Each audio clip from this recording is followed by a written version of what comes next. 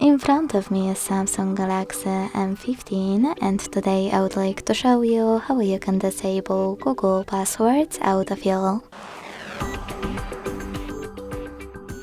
Begin by opening Settings and scrolling all the way down to access Google. Then tap on All Services, select Autofill with Google and blue switcher next to Use Autofill with Google. As you can see, my switcher and all of those features turned gray, which means that Autofill is off, so to turn it back on, use the same switcher. Thanks so much for watching. If you enjoyed this video, leave a like, comment and subscribe. Bye!